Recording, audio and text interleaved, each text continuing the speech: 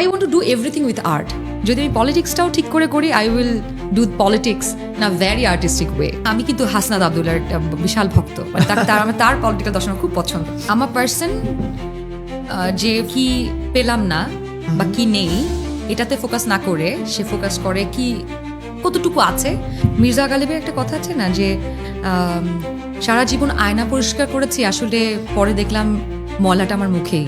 তুমি দেশের পরিবর্তনও চাও, আবার তুমি দেশের পলিটিক্স যে করছে তুমি গা বাঁচায় চলবা। ভাই পলিটিক্স করলে তো আমার এই দেশে থাকতে পারবো না। দেশের জন্য মরতে পারছে, এর থেকে গ্লোরিফাইড মৃত্যু আর কিছু হতে পারে না। কিন্তু মরতেই হবে, তাহলে একটা গ্লোরিফাইড মৃত্যু ভালো না? যখন আপনি বিএনপি অ্যালাইন্ড হয়ে গেলেন, তখন যারা বিএনপি পছন্দ করে না তাদের চোখে আপনি হয়তো খারাপ হয়ে গেলেন, তারা আপনাকে সোশ্যাল মিডিয়াতে বুলিং করলো। তারপরও আমি তাদেরকে ভালোবাসি, কারণ তারপরও মানে দে আর মাই পিপল। আমাদের যে বিরোধী দল যারা আছেন এখন, তাদের আইডিওলজি যদি আমার সাথে ম্যাচ না করে, আমি কিভাবে তাদের সাথে কাজ করব? If you just see problems somewhere, তাহলে you have loser mindset. But if you see every problem as a opportunity, then you have winner mindset. কিছু মানুষ বলে না যে মেয়েদের ড্রেস দায়ী, বয়স দায়ী।